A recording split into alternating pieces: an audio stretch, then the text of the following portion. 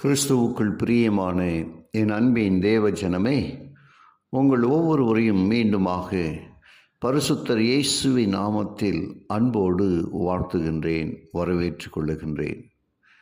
இஸ்ரவேலுக்கு வெளிச்சமாக இருந்த மேகமானது எகிப்தியருக்கு காரிருளாக தோன்றியதால் எகிப்தியர்களால் எபிரெயர்களை பார்க்க முடியவில்லை.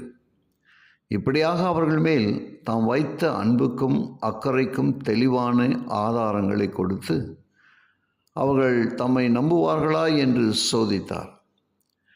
அவர்களுடைய அவநம்பிக்கைக்காகவும் குறை சொல்லுதலுக்காகவும் அவர்களை கடிந்து கொள்ள தேவன் தம் வாய் வல்லமையை வெளிப்படுத்தினார்.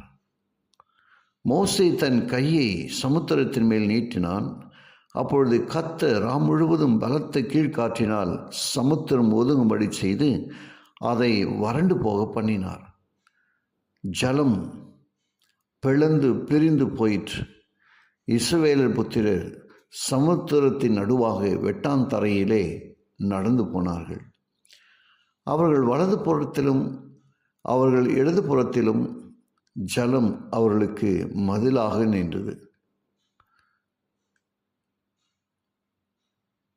சமுத்திரத்தின் நடுவே வெட்டாந்தரையில் இஸ்ரவேலர் நடந்து சென்றபொழுது கெட்டியான சுவர்கள் போல இரு பக்கமும் தண்ணீர் எழுந்து நின்றது. இஸ்ரவேலருக்கு முன்னால் சிவந்த சமுத்திரம் பரவி கிடந்தது. எகிப்தியரின் திரளான படைகள் அவர்களை பின்னால் நெருக்கி இருந்தன. இஸ்ரவேலர் தப்பவே வழி இல்லை என எகிப்தியர் நினைத்தார்கள். காலையில் அவர்கள் சமுத்திர தந்தை வந்து பார்த்தபோது வெட்டாந்தரமான பாதையை கண்டார்கள். தண்ணீர்கள் பிரிந்து இரு பக்கமும் சுவர் போல நின்றன. இஸ்ரவேலர் மக்கள் சமுத்திரத்திற்குள் பாதி தூரம் சென்றிருந்தார்கள்.